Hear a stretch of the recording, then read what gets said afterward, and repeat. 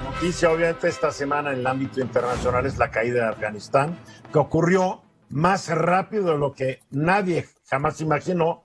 Estuvo bueno el discurso de Joe Biden ayer, se supo defender y él está apelando, como en político, al 70% de la gente que quería que las tropas de Estados Unidos se fueran de Afganistán. La gran crítica la está recibiendo a través de los medios y a través de los políticos que buscan sacar raja de lo ocurrido.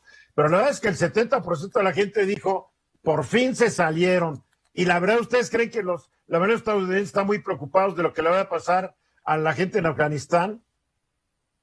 Es más, la mayoría de la gente fuera de Afganistán no le importa mucho lo que va a pasar en Afganistán. Triste realidad, no digo que esté bien, pero es naturaleza humana. Ganones los chinos. Los chinos van a ganar mucho con este asunto porque ya han estado ayudando, parece que a los talibanes, y quieren tener más influencia en esa parte del Asia Central. Vamos a ver, el tiempo lo dirá. Pero vaya que los chinos están activos. Los chinos están convirtiéndose, le están causando pavor al resto del mundo, Álvaro. Ciertamente el tema de chinos es interesante, y justamente ahorita que mencionabas el tema de Afganistán, hay los que piensan que es un esfuerzo de Estados Unidos por desestabilizar la zona, hay los que piensan que es justamente un movimiento de China por tener una posición más preponderante en la zona. También hay que entender que China y Rusia pues están ahí de cuasi vecinos con Afganistán. Entonces es un tema interesante, pero lo que ha llamado la atención con respecto a China esta semana, y en realidad desde mediados de junio, que es cuando empezó esta debacle tecnológica, por ahí del 5 de julio fue la primera noticia de cómo el gobierno chino empezó a ser mucho más estricto con las empresas de tecnología. ¿Y por qué? Es un tema importante, porque en México normalmente cuando pensamos en tecnología pensamos en Amazon, en Uber, en Facebook, porque tenemos esta visión muy anglosajona, geocéntrica, ¿sí? O sea, visualizamos a las empresas norteamericanas como las más grandes, pero cuando tú ves, por ejemplo, una empresa como Alibaba, que tiene por lo menos o más o menos el doble de actividad de e-commerce y de comercio electrónico que Amazon, te da una idea del volumen que puede llegar a tener una empresa de tecnología en China versus una americana, por ejemplo. Y de la fuerza que puede adquirir el dueño, y por eso a Jack Ma, el dueño y fundador de Alibaba, el gobierno chino le dijo, Angelito, aquí mandamos nosotros. Exactamente, un estate quieto. Trata de pensar en Didi, esta empresa que en México todos conocemos, es una empresa de transporte, microtransporte o transporte descentrado, es una empresa china. Su lanzamiento a principios de julio, su IPO, la colocó en 4.4 mil millones de dólares. Estás hablando de la oferta inicial accionaria en el mercado bursátil. Exactamente, y en menos de 48 horas, Eduardo, el gobierno chino anunció una investigación y le costó 5% del costo de acciones. Entonces, imagínate que tú estás feliz porque vas a lanzar tu empresa y de repente te cae el gobierno chino. Pero no acaba ahí, es un negocio importante la industria de la tecnología en China, y en tan solo 60 días ha habido 50 acciones regulatorias en contra de estas firmas.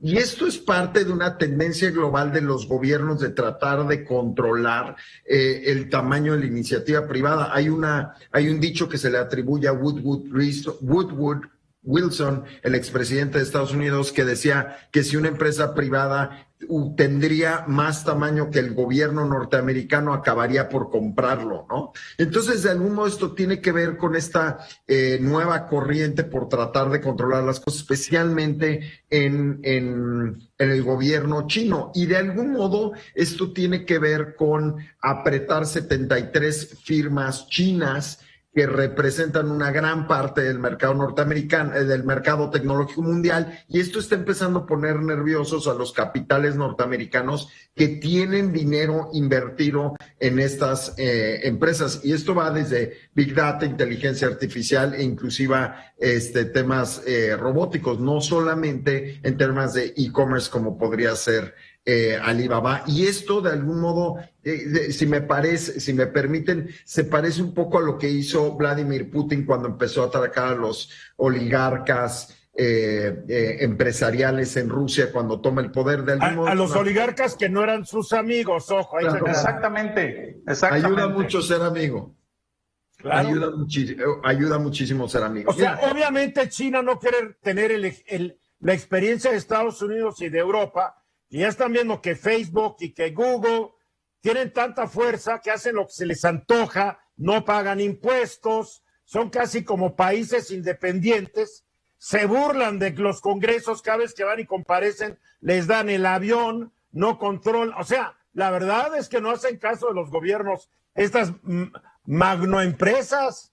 Es cierto, y yo creo que, por supuesto, esta estrategia del gobierno chino tiene estos dos extremos, si me permites. Por un lado, es tener mucho más control de estas empresas que son enormes. Tan solo ve el día de hoy Jeff Bezos inició una demanda contra la NASA por no asignar equitativamente un contrato y dárselo a SpaceX y no a Blue Origin. Entonces ya ves, como bien dices, este tamaño de empresas tan grandes que pueden poner en jaque a los gobiernos. Imagínate, o sea, yo no veo en una empresa en México, por ejemplo, demandando al presidente porque no le gustó mucho cómo se asignó un contrato.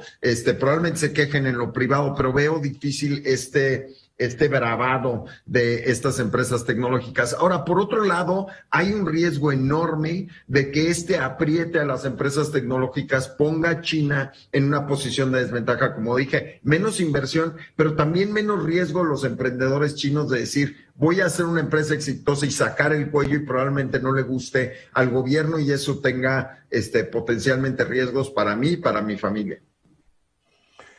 Ay, pues está complicado. A ver, Ramsés. Bueno, de lo que comenta Álvaro, aparte yo creo que China también está viendo la cuestión económica y depende de Afganistán quién es el que vaya a quedar en el poder, porque dependiendo quién quede y cuáles son su nueva visión, no sé si tengan la misma ideología del año 2000 o antes del 2000 cuando estaban en el poder. ¿Pero en qué afecta Afganistán a la industria tecnológica china? No veo la relación.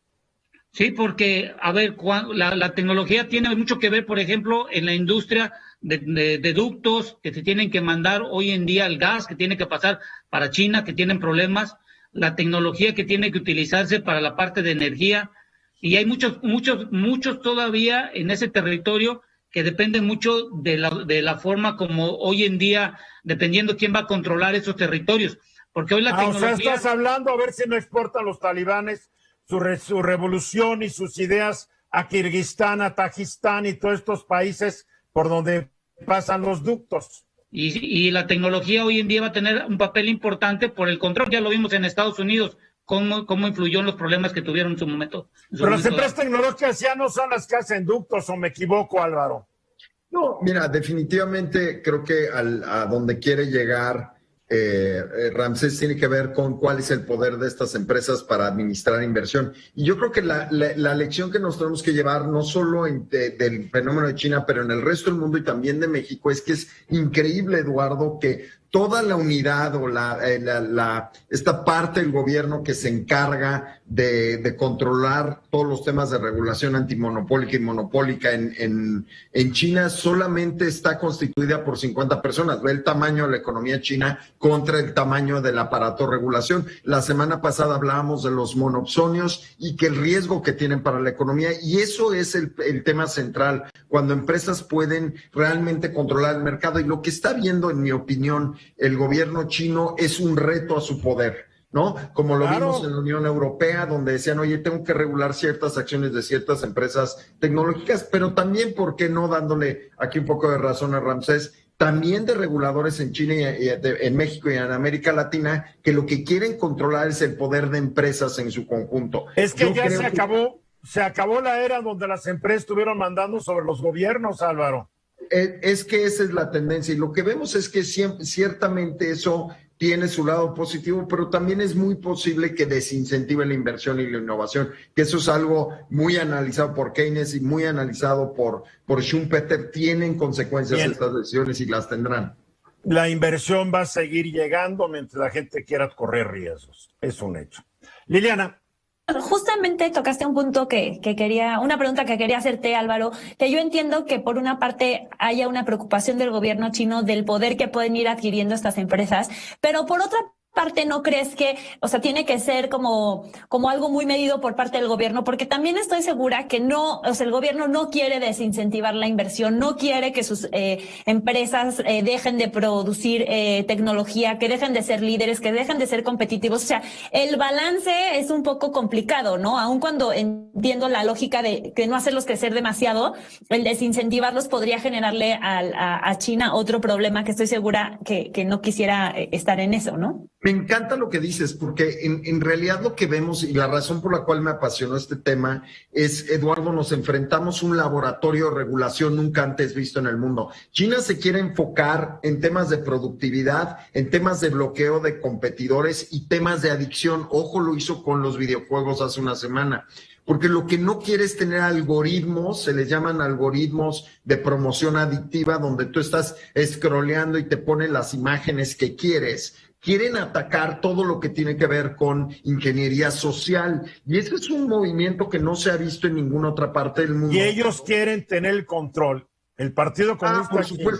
Por supuesto, Eduardo, por supuesto. Pero Bien. es interesante ver estos tres ejes que, insisto, no se han visto en ningún otro lugar del mundo.